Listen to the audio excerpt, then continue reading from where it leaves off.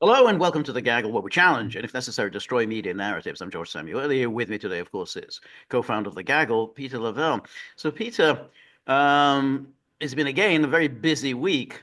We started off with Trump, his people, um, cutting off military assistance to Ukraine, and then later it turned out that there was a cutting off intelligence to Ukraine, and then it's ended now with apparently a plan to meet Zelensky in Saudi Arabia next Tuesday. So but apparently that's on. Whether it's in Riyadh or Jeddah, I think it hasn't been But not decided. in But Washington. But not in not in Washington. Washington. No, I think no, that was the meeting was kind of didn't And go not well. in Kiev. And not in Kiev. Not in Kiev. No, they're not going to Kiev. So again, but I guess now they've settled on Saudi Arabia as the meeting place for everything pertaining to Ukraine. But nonetheless, from what one gathered from news reports, it'll be a fairly high level American delegation. So it'll be led by Marco Rubio and Steve Witkoff will be with him, and I think Mike Waltz will be with him. I'm not, but so I think that's a pretty high level delegation. Of course, Zelensky will also be there. But what was striking this week is the sudden hyperactivity on the part of the Europeans, and a lot of hysteria piling upon hysteria in Europe about that somehow Europeans need to do more and have to spend a lot more money on their military. Well, what's strange about this response, because apparently the Europeans are taking it as a thumb in the eye of Trump, is that they're doing exactly what Trump wants them to do. Yes. So Yes. it's quite, and indeed Trump even said, I think yesterday in the Oval Office, "Oh, I like NATO, but we're getting shafted. The Europeans are just not paying. They're just not putting in and if they don't pay, I'm just not going to defend them." I mean, he said this before, but he just said, "I'm just not going to do it. They got to pay." So this strange um, overexcitement in Europe that we've got to stand up, we've got to be independent. Well, yeah, that's what Trump wants you to do. He's been berating you for a long time, and now you're promising, and we should leave it at that. You're promising to spend a lot more And on your defense. and you might have some leverage then. Wow. Who would have thunk? Who would have Okay. thunk? I mean, this everybody military outlays that the Europeans are babbling about because no one's talking about it coherently at all. Right. These are 5, 10, 15-year outlaw. Yeah, this is a plan that is, Right. it's not like in the second week of September, yep, we're ready to go. I mean, this is huge amounts of money Right. over a long period of time. Right. And the European Union, as much as Brussels would like to be more centralized, because, and this is part of the whole Ukraine project, is greater centralization of power in Brussels. Right. COVID served that purpose. Okay. Yeah. Trump is serving that purpose. Everything else is an epiphenomenon. And these people, they believe in their own propaganda. They have no self-doubt. They're so ideologically possessed. And Ukraine is a very convenient thing. So we have to rearm Europe. That, von der Leyen there, she really made an impression, didn't she? I mean, can she Right. even staple something? I mean, does Right. she need help with that? And, I Right. mean, no Bismarckian presence No, there. no, no, Okay. not at all. But anyway, they had this big meeting in Brussels on Thursday. That everyone was there, and they issued a grand pronouncement about how they're going to do so much more for Ukraine. And so here, to see what they uh, said, and here we have. This is the statement that they issued yesterday, in view of the new momentum for negotiations that should lead to such a comprehensive, just, and lasting peace. This is in Ukraine. The European Council underlines the importance of the following principles. Okay, before we go into the principles here, in view of the new momentum for negotiate, what negotiations? There are no negotiations. That's very. It's There are exactly. no There are no negotiations. negotiations. There are no negotiations.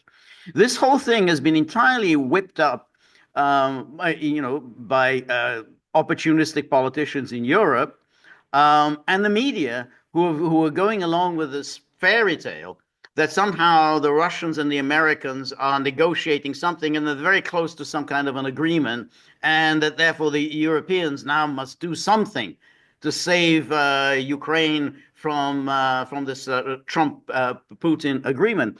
There is no negotiations. There's been nothing. There's nothing at all has been presented to suggest that there's any deal at all in the works. And if there had been, and I'm agreeing with George here, let's just say parenthetically, there are negotiations going on behind the scenes. Okay, the Russians and the Americans are burning the midnight oil and they're hammering something out. There's still nothing the Europeans can do about it. Nothing. There isn't. But you see, this is the artificial panic that is being created. That somehow the Americans and the Russians are about to sell out Ukraine.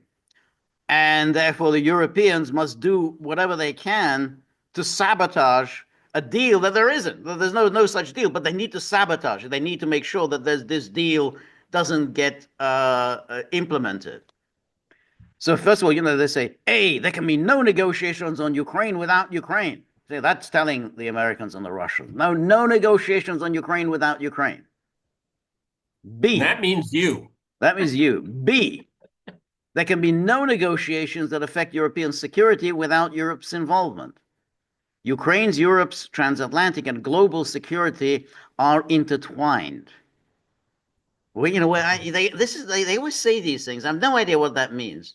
Global security, Ukraine's, well, then you always say, well, why didn't you then make sure that there was peace and stability in Ukraine? I mean, if global security is on the line here. Well, then why'd you flip the government in February of 2014? Why didn't you keep your word when it came to the Minsk Accords? Right. Why did you sabotage the Istanbul Initiative? Right. Exactly. You need to answer these questions before you make these kind of, vainglory statements. Okay? That's right. It probably feels good saying it and reading it, doesn't it, George? Very much so. Yeah, you always get the feeling that they're having a good time. They're making these grand statements, and they all think that they're doing something brave. We're standing up to Hitler. They're all standing up to Hitler. 85 years after the fact, they're standing up to Hitler. That's why they feel so good about themselves. Yeah, yesterday Donald Tusk sent out a tweet saying that we're in an arms race with Russia. And we will win this arms race, just as we won the arms race against the Soviet Union. Now, first of all, Donald Tusk, saying we won the Cold War. Okay, I mean, it's a bit rich. You had nothing to do with it. You had nothing. That's right. Yeah, that's right. Exactly.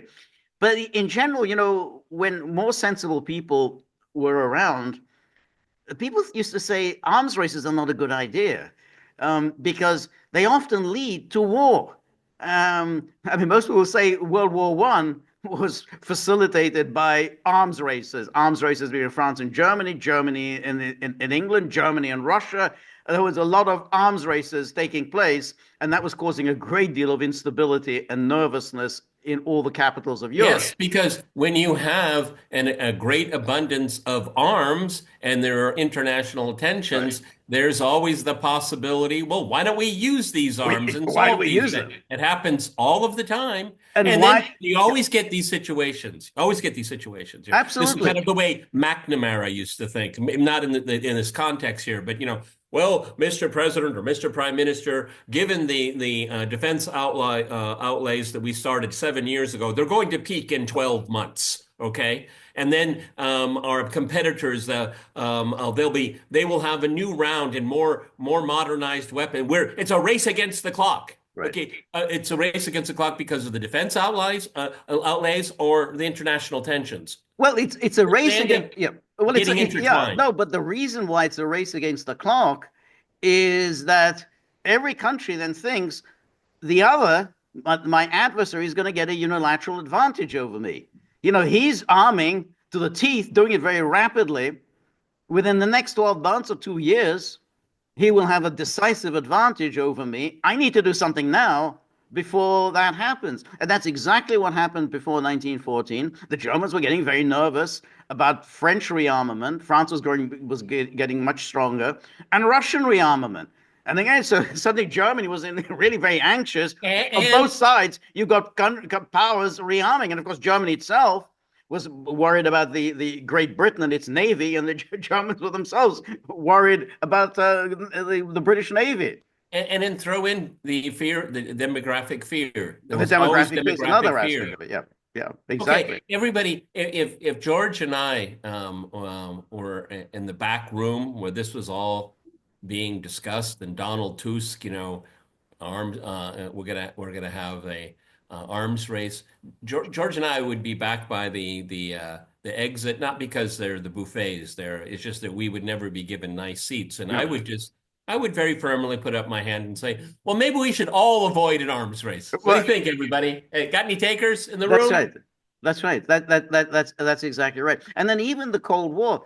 Now, you had a couple of occasions when the Cold War, threatened to break out into an open war. Cuban Missile Crisis. That was also at the height of the arms race. I mean, when the Americans were racing ahead, building up their strategic arms, obviously causing great anxiety in the Soviet Union. And then again in the 1980s, with the dramatic deterioration of relations between the US and the USSR, a lot of nervousness, and a couple of times actually came quite close to open war. All it needs someone misreading a signal and thinking that that the other has launched a preemptive attack, and you've got a war in your hands. So to say that, oh, well, it was so fantastic, we won this arms race, the Cold War. I mean, it's just beyond stupid. Yeah, Um, well, everybody, there was never a missile gap. There was the arms race didn't collapse the Soviet Union. These are all myths right, that we're told, right, okay, and they're all very self-serving. right. But George is right. If you think in that paradigm, you're going to take unnecessary risks. You have to because you always, it's a race. You're always looking at the other side, and what is he doing? Is there a chance that he's now going to get a decisive strategic advantage over us? Yes, And but everybody, and keep in mind here, as Donald Tusk is saying all this rubbish, and the Europeans are running around like their heads cut off, at the same time, simultaneously, all across mainstream media, European media, if we can just help the Ukrainians just a little bit longer, just a because little bit of Russia, it. it's about to collapse. Right. Yeah. No, that's true. I mean, That's yeah. can you, everybody, you can't have both true at the same time. Right. Right. That's exactly right. Um, and then it goes on. Any truce or ceasefire can only take place as part of a process leading to a comprehensive peace agreement. Any such agreement needs to be accompanied by robust and credible security guarantees for Ukraine that contribute to deterring future Russian aggression. And there you have it. How do we sabotage any possible agreement? But you say robust, credible security guarantees to thwart Russia. So, in other words, you're gearing up for continuing ongoing war against Russia. Russia can see this, and Russia has no incentive at all to sign an agreement where all you're going to do is use the agreement in order to beef up your military presence in Ukraine. I mean, that's what caused the damn war in the first place. So they just want to, or they want Minsk 3.0. That's Yes, all they're saying. that's right. Peace must respect Ukraine's independence, sovereignty, and territorial Well, who's integrity. peace? Yes, that's right. I don't understand the syntax No. of But that again, sentence. it's something you've said particularly. You can't have a peace agreement unless you respect the security of both sides. I mean, it's fairly obvious one barely hardly needs to repeat it. You have to have an agreement which respects the security of Ukraine and Russia. Here, they're only talking about Ukraine. So therefore, when you go in and you don't think Russia has any security needs, then obviously you're not going to come to any agreement. Since this conflict has arisen because you have shown no respect for Russia's security needs. So what we have had since the end of the Second World War, and basically up to this moment, maybe there is a huge shift, maybe going on right now. But just to reiterate what George said, is that European security architecture was designed against Russia and without Russia. They Right. want to continue this. That's right. Exactly. Without Russia and against Russia. Exactly. That's a very good point. Exactly. And they say no negotiations on Ukraine without Ukraine, but you can have negotiations on Russia without Russia. That's a good plan. And then achieving peace through strength. So notice how they've now trumpeting this Trumpian Well, cliche. and Trump took it from Ronald Reagan. Trump took Okay? it from Ronald Reagan. I Yeah, mean, there's a exactly. lot of recycling going on here. That's right. It doesn't mean anything. It absolutely doesn't mean anything. That's not peace. Doesn't come through strength. We cannot have apples without orchards. Okay, I mean, just you can just fill it in with anything you want. Right, Okay. right, yeah. Peace through strength requires Ukraine to be in the strongest possible position with Ukraine's own robust military and defense capabilities as an essential component. But again, where's the peace? Where's the peace part of it? So you're talking about building up their robust military and defense capabilities, and thereby guaranteeing continuation of war. Because the more robust you make their military and defense capabilities, the less likely is it that there's going to be any kind of a peace settlement, which arose. The war arose precisely because you kept building up Ukraine's military and building your military infrastructure there. It's not just that you were sending arms to Ukraine, you were building a NATO military infrastructure. And that's the plan here. That's what you're planning on doing Yeah, here. and these are the same people that say, "Oh, but we're not a combatant in this conflict." Oh yes, that's right. That's right. Exactly. We're non-combatant. We're not combatant. Yeah, we're going to build up their robust military and defense capabilities. But yeah, but we're not a party to the Yeah, conflict. so the person that delivers kerosene to the arsonist, they're not involved in this. They're not culpable. That's right. It's the arsonist, and he lit the match. Okay, Exactly. but Yeah. the person that was making sure that you had a steady supply of kerosene, Right. their hands were clean, That's right? Yeah, that's right. This applies before, during, and after negotiations to end the war. Why would anyone want to end the war on those circumstances? I mean, Well, that's what's so obvious. But this is not ending the war. I mean, It's not ending the war. That's it. Of course, I mean, you think, in these circumstances, if you're Russia, you think, well, I have no incentive to end this war. Essentially, if we end the war, they're just going to immediately go in and build up Ukraine to be a much stronger in a 2, 3, 4, 5 years time. In other words, it's going to be a serious long-term security threat for us. Why would anyone want to end the war in those then circumstances? if with the next high-level meeting with the Russians and the Americans, like presumably in Riyadh, the Russians are going to say, you're part of this NATO alliance, right? And Right. your alliance allies. I hate when they say that, allies, when they talk about NATO. What are you going to do about it? I mean, we can't make a deal with Right. your alliance targeting us Right. and refusing to engage in any kind of Right. But negotiation or that's diplomacy. right. But this is where the whole thing becomes very strange, even from the Americans' point of view, because what the Americans are now saying is that, well, yes, we cut off military aid to Ukraine temporarily, but once they show that they're serious about negotiations, we're going to renew or restore the military aid to Ukraine. Well, that makes no sense. I mean, if the peace negotiations, why are you sending arms? I mean, I mean, Well, but I that's mean, what the Americans are saying now. Georgia and I are the only two that will take it to its logical conclusion. It shouldn't be a cutoff of Ukraine. It should be the cutoff of NATO. We should be cut off of NATO. Absolutely, absolutely. This is I mean, that you can't separate the two right, because the Europeans have constructed their security right, architecture. The centerpiece is Ukraine right, and right, under the NATO flag. And right, so we're going all the way back to the beginning. Okay. right. So if Trump wants to have his way, and if this is going to continue and they're going to act upon it in their feeble way, then the Russians will say, then we're at war with NATO. You've just reiterated that again. That's right. And we cannot negotiate Right, with you right, under these circumstances because right. you can't have it both ways. No, You no, can you can't have normal relations with us when you're leading a military alliance that targets us as the right. enemy. That's exactly right. That's exactly right. And that, ultimately, the Trump administration is still committed to that. That is, they committed. They're committed. So we're going to continue helping Well, Ukraine. George, our logic is going to become more and more apparent. I mean, we're ahead of the curve almost all of the time, okay? Right.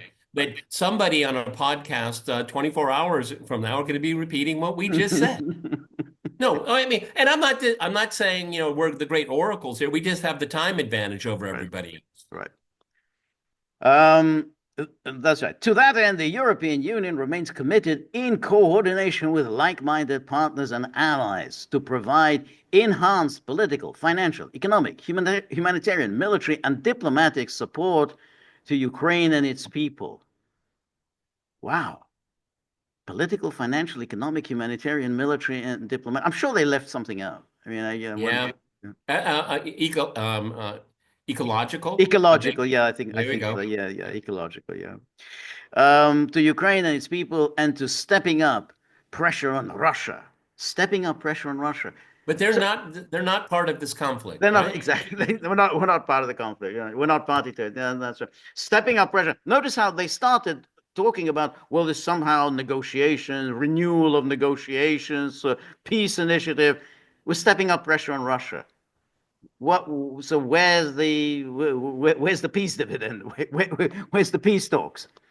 Well, if there's any negotiation going on here, it's among themselves. Right, exactly. Yeah. That's Yeah. right. And to stepping up pressure, right, including further sanctions, and by strengthening the enforcement of existing measures in order to weaken its ability to continue waging its war of aggression. So in other words, there's nothing new here. I mean, you're continuing with the same blather you've been going on about for the past 3 years. There's nothing whatever of anything new here. So you pretend, oh, it's a new reality, adapt a new reality, and then you come up with the same bromides. Yeah, well, but two things are important to keep in mind, everyone. Number two, Ukraine is slowly but surely losing this conflict on the ground, and the United States has changed its position. But that seems to have no impact whatsoever. Reality has Right, no impact on these people. The right, right, writing right, is. right. Um, and then the European Union will continue. That's right. And then in 2025, it will provide Ukraine with 30.6 billion euros with disbursements from the Ukraine facility, and then it goes on. And then this was von der Leyen who Oh, announced that this was earlier this week. But it's interesting just to note that she and then the Germans really take it to the next level.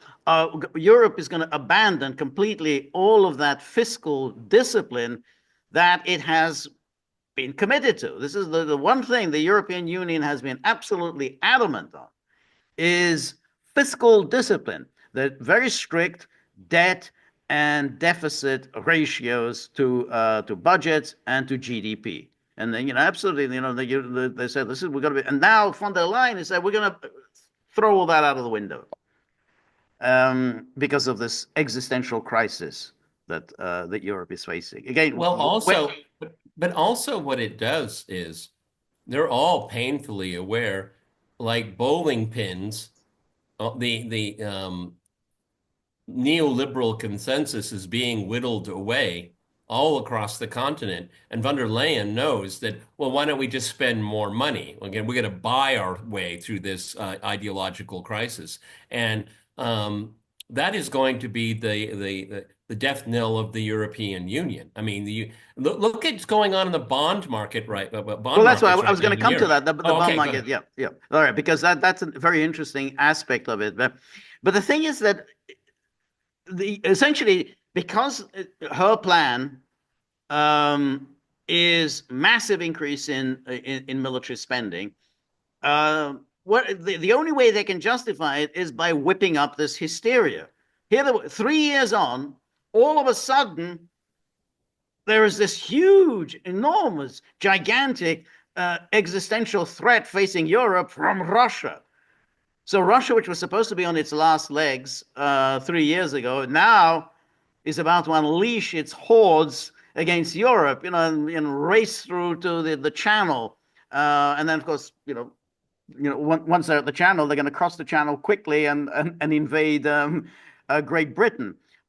So this is the only way they can know how to do it, because of course enormous increases in defense spending, abandoning all this budgetary discipline. The only way you can pull that off, if you can pull it off, and I'm not sure they can pull it off, is by scaring the public. You just have to whip up this hysteria, just like you do with COVID, that we're all under threat from Russia. And so The same country that 3 years on is still fighting in the Donbass. That's right. And so here she's planning this. The first part of this rearm Europe is to unleash. She likes these Yeah. likes these very Yeah, vigorous that's language. part of her Unleash. writing. It's part of her Yeah, writing crop, there is that lexicon. the writing crop aspect of unleash the use of public funding in defense at national level. Member states are. Oh, here we go. On a national level. Who are you? Now you're dictating to the member That's states. that's right. Who are you? Who are you? Elected to nothing. Who are you?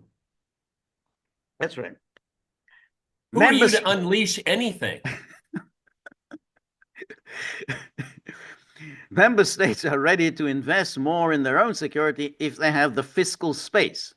So this is where we come, the fiscal Well, space. I mean, okay, I'm sorry to be pedantic here. Member states are ready. Are they willing? Well, that's the well at the moment you do have a number of governments. I don't know about the public, but I mean the public will have to ask. Well, if you're abandoning fiscal discipline, I notice you don't abandon it when it comes to anything for social programs, anything to improve people's For us, the well-being. people, Yeah, yeah, no one's yeah, abandoning fiscal discipline and say, hey, I mean, we could use some additional housing. yeah, Yeah. yeah. No, that's something, A few other CAT scan machines wouldn't yeah, hurt. that's right. No, Yeah, no, then fiscal discipline must be obeyed. yeah. Cancer No, research, no, no, no, no, no. child care. No, No, no, no, absolutely. no, absolutely not. Fiscal space, and we must enable them to do so. That is why we will shortly propose to activate the National Escape Clause. The National Escape Clause. So this is the clause of the Stability and Growth Pact. So that's the escape clause. So up until now, everyone had to follow this rigid EU laid down rules about fiscal discipline, but you've got an escape clause. We're going to allow you an escape clause on this one issue, Yeah, military and spending. George and I have talked about this before. The French are awful at this. They always have an excuse why they can't be held to account to control their public financing. But this is, again, it sounds a bit pedantic, but this is a huge sea change for Yeah. German politics. Right, and we're going to come to And that this because is that's a huge, okay. yeah, Sorry, exactly. No, go no, ahead. no, but absolutely, that because that's the big one. That's the That's the big big one. enchilada. What Germany has Yeah, just done. yeah. I mean, it's not like, unleash Slovenia. Unleash Slovenia. It will allow member states to increase significantly their defense expenditures without triggering the excessive deficit procedure. When Oh, we use. how is that going to happen? That's right. So before, if they somehow exceeded their deficit to budget ratio, Yeah, that's whoosh, they the get the French. discipline. Yeah, that's the French pivot. Okay. That's right. It was made for the French. That's Okay. right. That's And right. I think for like, the Greeks and stuff, they like, The okay. Greeks, the Italians, yeah, yeah, that's right. But not for the Germans. The Germans stuck to their disciplinary.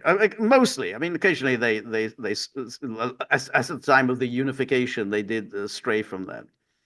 For example, if member states would increase their defense spending by 1.5% of GDP on average. Now, what she means is like when she says 1.5%, she means going from 2% of GDP to 3.5% of GDP. So it's not like they're going to increase defense spending by 1.5%, which is nothing. I mean, but if you go from 2% of GDP to 3.5%, that's a big increase.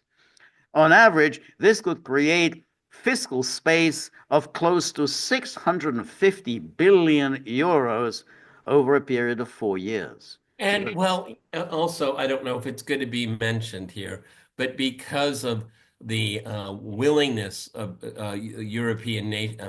EU member states to be reliant upon the United States. So let's say you need a couple of planes and a few tanks. Well, why should, we build them here? I mean, the infrastructure and the investment, let's just buy them from the Americans, okay? I Absolutely. mean, this is, okay, fine. They're going to squeeze out of the European publics 650 billion, but what are you going to do with it? Okay. I mean, it's not like, here's a check. Where's my tank? Right.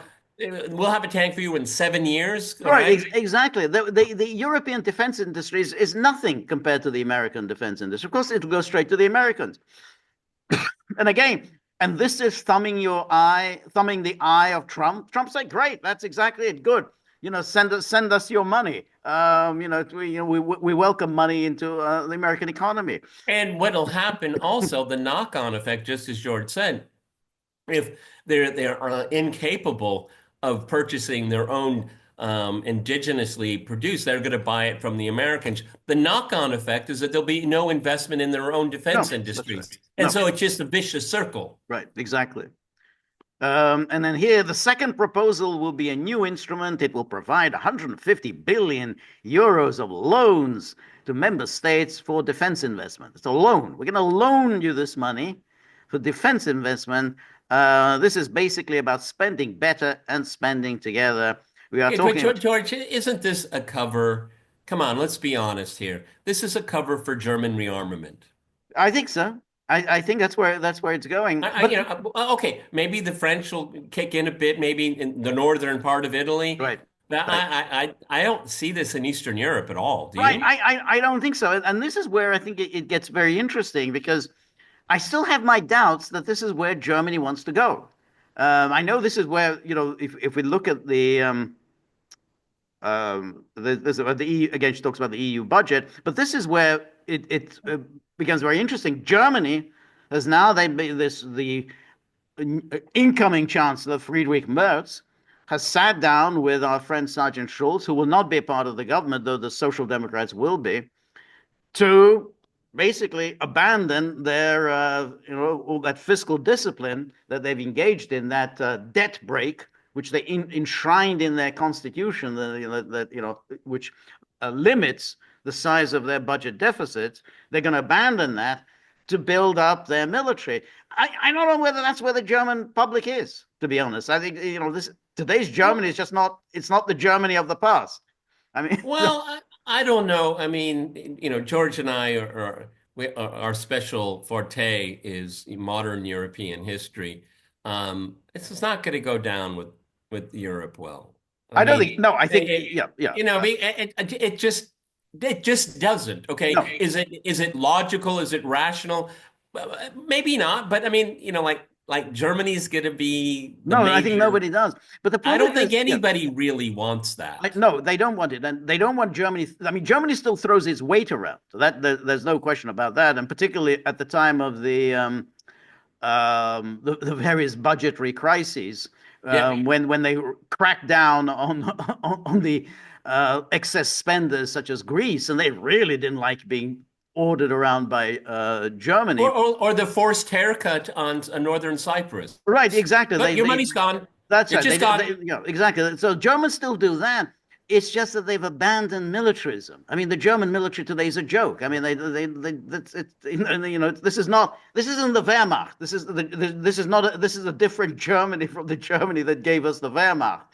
So I think it'd be very difficult for them. It would have to be a complete psychological transformation of Germany. It's not just the budgetary transformation, but a psychological transformation, suddenly to be enthusiastic about arms and weaponry. But the Germans today, just that's not what they're into.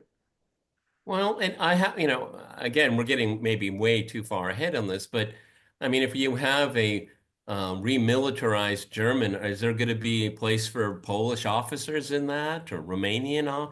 I Probably don't, not. I don't. The thing is that one of the things that these, low octane politicians are what they're talking about is that Russia and the United States have highly integrated militaries, okay? The Russians, they didn't dismantle the military industrial complex of the Soviet Union. They just pared it down a lot. But they never, Russians rely upon Russian-made stuff, Right, okay? right, They have an integrated military intelligence, right. everything. I mean, it's all under their control. What are the Okay, let's say Romania, can you take care of signals and intelligence, and maybe the Belgians can step up. You do tank treads, and Yeah. this is mishmash. It's Right. all mishmash. And it could possibly work for basic self-defense, maybe, okay? But what their ambition, we're going to have an arms race with Russia and we're going to beat them. It's not going to work with this No, plan. no, I don't think so. Um, and then, so here they talk about the historic plan to boost defense and the economy. And then here, Europe's most powerful economy is poised to take a major step to bolster its defense capabilities, with Germany's Chancellor in waiting, Friedrich Merz, announcing a far reaching plan to effectively exempt defense spending from the country's constitutional fiscal restraints. And Merz says, in view of the threats to our freedom and peace on our continent, so look at threats to our freedom and peace on our continent. Merz said Tuesday evening in Berlin, the motto, whatever it takes, must now apply to the country's defense. Whatever it takes. I guess Well, it's. who is threatening Germany's sovereignty? I don't think anyone is. I don't think anyone is. I mean, if you where this is Germany. Germany is a long way away from Russia. This is in 1914 when Germany and Russia had a border. There's no border anymore between Germany and Russia. So it's hard to see exactly how is there any kind of a threat to Germany. This is what I mean. They're whipping up this hysteria in order to justify really just throwing all budgetary restraints out of the window. Well, I would just say to Mr. Mertz, if this is his intention and he's going to sign up for this, and what do you need NATO for? Well, that's in itself also a very interesting question because they keep talking about the European aspects of it, but then, yeah, what happens to NATO? I mean, is this going to be outside of NATO, or are you going to put this is going to be part of NATO? Um, if it's going to be outside of NATO, then I think the Americans are going to have a say in the matter. Because they're not going to tolerate you sort of building up any kind of military capability outside of NATO. If it's going to be inside NATO, then you're just doing everything Trump wants you to do. So that's all. It's like, yeah, that's what Trump said. You need to increase your defense expenditure to 5% of GDP. And that's kind of what they're doing here. I mean, they're doing it under the guise of, whoa, it's a European and so on, but there isn't a European army. There's not going to be a European army. So therefore, all of this will inevitably be a part of NATO. And then it says the move, which would harness hundreds of billions of euros for defense and infrastructure, comes as European leaders grow increasingly alarmed by the posture of the Trump administration towards NATO and Ukraine. Merz had pushed to unlock German defense spending in advance of the crisis summit of the EU's 27 in Brussels in order to signal his country's new resolve. And then the Merz says the political development in Europe and the world are evolving faster than we anticipated just a week ago. Germany and Europe must now undertake extraordinary efforts to ensure our defense capabilities. God, in 1 week. Oh my God. Exactly in 1 week. They're on a war footing after 1 week. 1 week. Yeah, exactly. After just 1 week. And what has changed on the ground in Nothing. Europe? Nothing. Nothing. Nothing. That's the point. Nothing has changed. So that's what I mean. This is completely artificial. This whole thing that's being whipped up. Nothing, whatever, has changed. Merz proposed that defense spending above 1% of GDP be exempted from the restrictions of Germany's constitutional debt brake. So if they go to 4 or 5%, then we're not going to count that as part of the debt. So yeah, anything above 1%, that's not going to count as part of the deficit. Okay, great. I mean, Okay, so that's creative mathematics. Yeah, just cook the books. Okay. Yeah, exactly. Germany's constitutional debt brake, which limits structural budget deficit to 0.35% of GDP, except in emergencies. So this is the emergency. Yeah. Emergencies. And then Merz announced the plan to loosen restrictions on defense spending alongside the leaders of the SDP. And then they have this SPD co-leader, Lars Klingbeil, who says the challenge of investing in a strong and secure Europe is perhaps the most important task of my political generation. And with a view to the White House and the events that happened last Friday there in the Oval Office of President Zelensky, it has become all the more clear that we need a lot more money for our defense and for our security in Europe. When they say these things, I still don't understand how does anything that happened on Friday with Zelensky affect whether how much you're going to spend on your military. Did Trump say that's it? We're not going to do anything for Germany? Isn't it really interesting or uninteresting, actually? So, George, there is zero introspection. How did we get to this point? Exactly. Why do we find ourselves in this situation? Right. And there is no context not presented in these articles here at all. Right. How did we get here? Right. And that is one of the reasons why they're doing it, because they don't want people to start asking, well, how did this happen? Right. In January of 2022, Ukraine was not in the headlines. It was not pressing as a foreign policy imperative anywhere in Europe. Nope. Anywhere. Absolutely not. And so why did that change? Okay. Right. And so the lack of introspection, I think what they're doing is they know, and you and I know very well, more and more so, and depending on the attitude of the Trump administration, we're going to start seeing, there's going to be FOIA requests for Victoria Nuland's papers and stuff like that. And we're just going to see that this was, to use George's great word, this was just one big caper. Yes. Okay. And it didn't work out the way you planned. Right. That's right. That's exactly right.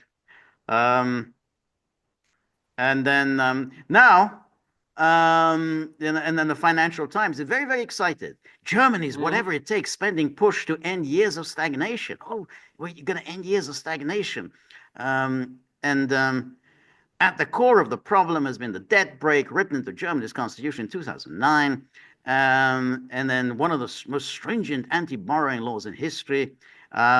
Most of the fiscal space that did exist was spent on the welfare state and social benefits. So this is now becoming a kind of de rigueur in communists. These exactly. commies. That's right. It's like suddenly everyone is attacking welfare state. Well, that's strange. And I think the day before yesterday, I seem to remember everyone wanted the welfare state. No, we don't have time for welfare state. Throw the bums out on the street. We got to spend it on the military-industrial complex. They had the debt brake to ensure they could have a welfare state and social benefits. And so here, and then Merz's plans to bypass the debt brake by enabling the exclusion of everything over 1% of GDP. And then Goldman Sachs anticipates that the plan will drive German defense spending to as much as 3.5% of GDP by 2027. That's quite soon, up from 2.1% in 2024 and a mere 1.5% in earlier years. All of this doesn't sound like a good idea. You know, when you read this, that's a good idea when you're making this massive increase in defense expenditure, you know, whether it's going to be spent in Europe or whether it's going to be spent in the United States getting arms over to Europe. It doesn't sound like a good idea Well, when you you know, make a switch like this. defense spending is always an opportunity cost. Okay. Now, surely arms manufacturers will do well and their shareholders will do well. Okay. That's the way it works. But um, the alternative is if we spend money on education, housing, I mean, that has different social Right, benefits, right. okay? That's right. And oh, you know, but the arms industry creates jobs. Well, a lot of other sectors of the economy Well, creates of course, jobs, but okay? what they're doing here, of course, is they're not actually saying, you know what, we're going to end education, we're going to end housing. Everything will continue as before. And then in the US, well, how are you going to do that? Well, we're going to abandon the debt brake. We're just going to start running up huge debts because it's an emergency. So, you know, and the only way they can do it is by presenting this absolute lie that there's an existential crisis facing Europe all of a sudden. You know, just suddenly, we got this existential crisis.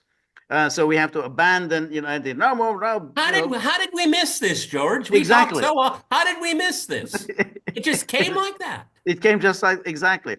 Oh And my then God. here, and then it says Mertz, blah, blah, decision amid a rapid unraveling of security ties between US and Europe. When did that happen? When did anything unravel? With President Donald Trump threatening to end security guarantees and at least temporarily cutting off support for Ukraine, Merz said Germany had to do away with guardrails to defend Europe against threats to freedom and peace. I don't know what these guardrails are. Um, and then here's So the Financial Times. Yeah, Ukraine is at the center that's right, of exactly. Ukraine Europe's is at this security. exactly, which itself, if it really was, then why didn't you bring Ukraine into NATO? I mean, if it really is at the core, at the center of everything in Europe, first of all, why didn't you bring it into NATO? Why didn't you go and send your troops to fight in Ukraine? I mean, if it's so important, Well, why aren't you doing it now? why aren't you doing it now? I mean, if it's so vital, so absolutely vital, it's at the heart of European security, then how come, you know, you've basically been sitting back and saying, well, we're not a party to the conflict? I mean, make up your mind. Are you a party to the conflict, or this is an existential crisis? Or But the Financial maybe, Times on the same day says global bond sell-off deepens as Germany jolts market. So the bondholders are not exactly very enthused about this. And that's usually kind of important. You remember it was the bond market that sealed the fate of our friend Liz Truss, you know, because those people really matter. And so when they start selling off bonds, then that can be quite serious, because that means governments are in trouble because they have to, you know, finance their borrowing, and when these bond prices collapse and yields start rising, then the cost of borrowing becomes astronomical, and then they're in real trouble. And so it says German borrowing costs climbed as yields also rise across Eurozone and Japan. And then a global bond sell-off deepened on Thursday. So this is happening while Ursula von der Leyen and the rest of them are enjoying their excellent wines and meals. This global bond sell-off was taking place as investors reeled from a historic slump in Germany's debt market following a political agreement in Berlin on a vast spending package for the Eurozone's largest economy. The yield on the 10-year Bund climbed, blah, blah, to 2.87% in the morning, blah, blah, following the steepest rise in almost 30 years. And then yields on French and Italian debt also jumped. And then Bloomberg also says this German bonds extend worst dip since 1990 as sell-off spreads. This is all in reaction to this wonderful deal struck by Friedrich Merz. German bonds extended their rout, and debt markets around the world followed in slides triggered by Berlin's historic plan to unlock hundreds of billions of euros for defense and infrastructure investments. And then again, this yields continued. And then, okay, so this will be in our next podcast. So it seems to me that the Europeans are embarking on a very reckless course. I mean, I think militarily, strategically, it's reckless, but as we see, it's even financially reckless.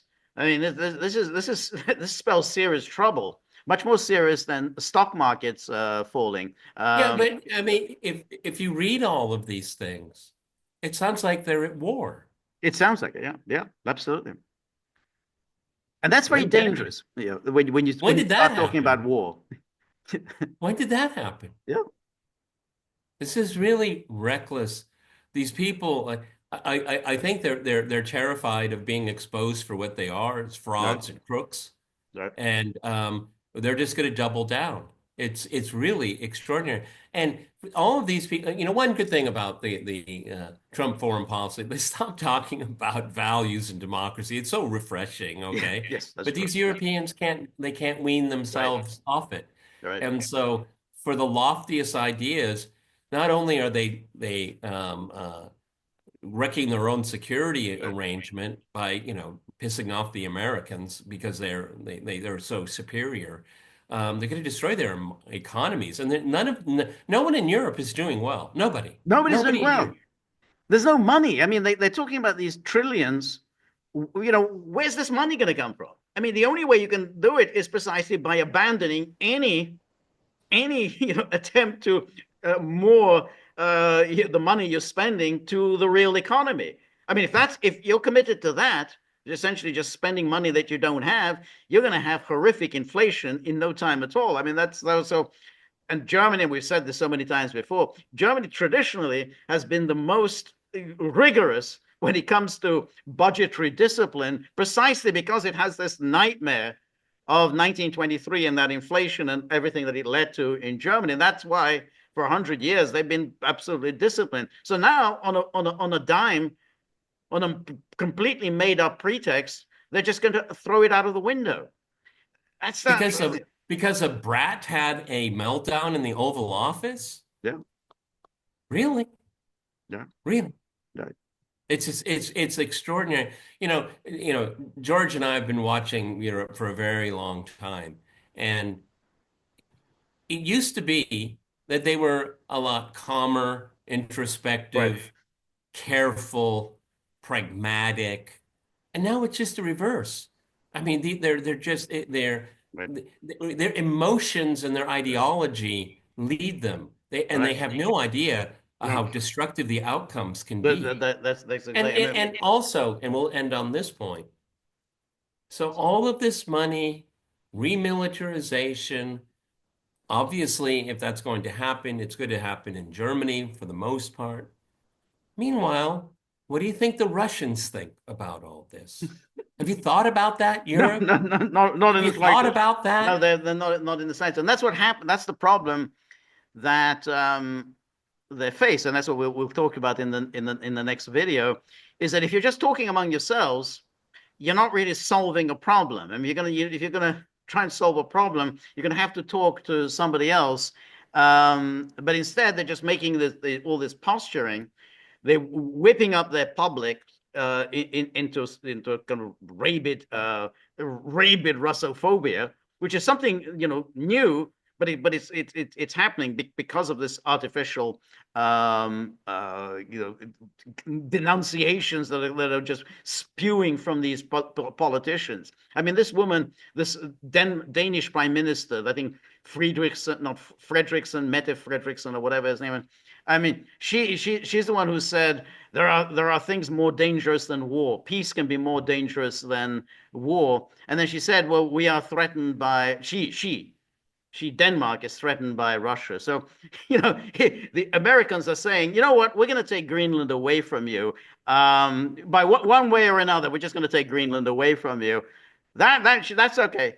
But Russia is the threat. I mean, that's the logic of people like her. And she was And talked about as the next Secretary General of NATO. She was one of the candidates. it was mentioned almost in passing in one of the slides that George presented us. Emergency. Right. And this is their little trick. Right. They have declared an emergency, and they will never undeclare it. No. No. It will be a permanent emergency Right. that will justify their continued rule. Yep. And then let's say the FD does well in the next election. Nope, it's an emergency. It's an emergency. Yeah. Not sorry. No, yeah. Georgiescu, sorry, it's an emergency. Yeah. No question. Once It's an emergency. No. That's This right. That's something an we're gonna emergency. I think we're gonna address in future podcasts, because that's the triggering point for cracking down on free speech. This is absolutely, it's an emergency. Now, social media, you better play ball with us. No more pro-Russian sentiments on Twitter. So yeah, it's an emergency. Any political party, nope. Alternative for Germany, nope. Because it's an emergency. And now, hey, look, Kalas, she's we need to have majority voting and not consensus. Hungary, you're not welcomed. Right. See, they're even destroying their own. They're destroying their own principles. That's okay? absolutely because hey, it's an emergency. But people, Kaya Kallas, they want a war, and then that's the problem. You have a number of people in the EU hierarchy that want this war. They want this war with Russia, and that again is a very dangerous situation the EU has got itself into. That among its leaders, and that includes Kallas, that includes Tusk, and the rest of them, they are itching for a war with Russia for their own psychological, historic reasons. And now this gets really kind of academic, but as you and I were following with very fine detail days before the start of the special military operation, it looked very, very clear that and the OSCE is embarrassed itself because it's released more of its data, that there was going to be a Ukrainian attack on the Donbass. That's why Russia reacted the way it did. But I have to wonder now. They were thinking, yeah, February 2022, we can snooker the Russians on this one. This is our opening. Right. Do you think now, after all of this is done, Tusk and the rest of them are saying, this is our time. We can go against they're weak. They'll probably never be more weak. And all the economists tell us the economy is teetering. Right. This is our chance. Yeah, this is our moment. Yeah. I think they believe that. No, I do think that. Yeah, I think that, no question. That's what people like Kaya Kallas think that. I mean, I think all of the Baltic states think that. I think Tusk thinks that. I think the people in Romania, Czech Republic thinks that. There's definitely, and now Germany, which at least you could rely on as being stolid and reasonable, if nothing else. I mean, not exactly inspiring, but at least stolid and reasonable. That's been thrown out. Exactly inspiring. That's so true. And they were pragmatic, never inspiring. Yeah, exactly. You have, I'm sorry, our German friends, but there's a lot of truth in there. Okay. Yeah, exactly. Oh, someone like Helmut Kohl or Angela Merkel. You can rely on them to be Yeah, I remember dull and predictable. Let's cool it. That stance. Yeah. I think when it was Helmut Kohl was on his way out, they asked him, German Chancellor, do you have like a philosophy of politics and all that? And he said, nope. I don't think about these things when I go to bed at night. I'm not that way. Okay, I solve problems. Okay, I'm not a philosopher. I really loved his frankness, and he's a huge man. Huge guy. Yeah. And no, don't think that way. And maybe that's good. Yeah. Yeah, All no right, doubt. everybody. We're going to keep an eye on this. I mean, this is just like the varsity team drunk on, on the punch. I mean, they really imbibed it. Okay, one hell of a party. Right, Taxpayer picked up the tab. Don't worry about it. right. Okay.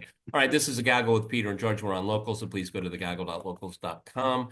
This is Friday. George and I will reconvene on Sunday. We have our live stream on Monday, and then George will be in the bullpen on Tuesday. Tuesday, 3 p.m. Eastern Time. So come with all your comments, criticisms, suggestions, ideas, opinions, and then think about these dogs who are chomping at the bit and very concerned, as is their wont, about the tip jar situation. I mean, look at that. I mean, he's like, I'm getting tired of constantly complaining about this.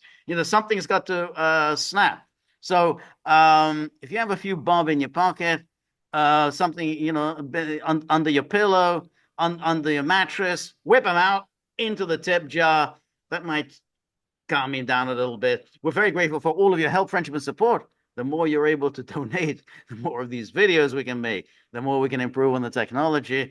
And above all, might get him into a better mood. Just badly needed. So remember, if you like the gaggle, please like, share, and subscribe. See you soon. Bye-bye.